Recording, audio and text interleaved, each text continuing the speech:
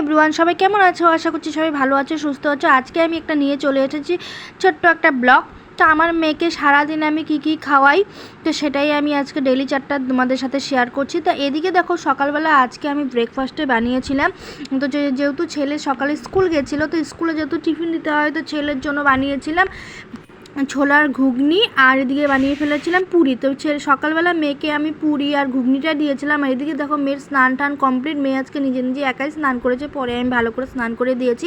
তো স্নান টান কমপ্লিট, মেয়ে একাই দেখো ক্রিম মাখছে। এদিকে আমি তো সকালবেলা এখন বাজে 10:30, তো 10:30টার সময় মেয়েকে পুরো স্নান টান করিয়ে রেডি করে তো স্নান করানোর পরে দিয়ে দিই 2-3টা কাজু বাদাম, কাজু বাদাম, কিশমিশ আর চকলেট বিস্কুট। এই চকলেট বিস্কুট, কাজু বাদাম, কিশমিশ আমার মেয়ে কিন্তু বেশ ভালোই খায়। এদিকে দেখো, মেয়ে হাতে নিয়ে তো খুবই আনন্দ, যে দেখেছে কিশমিশ, কাজু বাদাম আর চকলেট বিস্কুট ভালোই বেশ মজা করে খাচ্ছে, আর আমার সাথে বেশ গল্প করছে। তো এদিকে গল্প করতে করতে দুপুরে লাঞ্চের টাইম চলে আসলো। তো আজকে লাঞ্চে আমি দিয়েছিলাম ডিম আমলেট আর পনির সবজি আর ভাত। সেরকম আর কিছুই দেইনি মেয়ে, কারণ সেরকমটা কিছু খায় না, কারণ মেয়ে ঝোল ঝোলা যেসব এগুলো খায় না। আমি মেয়েকে শুকনো ও বেশ কি বলো তো, আমার মেয়ে না শুকনো ভাত খেতেই ভালো পায়। তাও আমি পনিরটা দিয়েছি, ভাতের সাথে পনির আর ডিম আমলেটটা ভরিয়ে খাবে।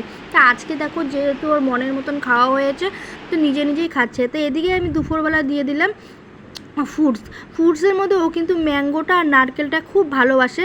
তো এদিকে দেখো, আমটাকে ছোটো ছোটো করে কেটে হালকা একটু লবণ দিয়ে মেখে দিয়েছি, ও বেশ খেলো।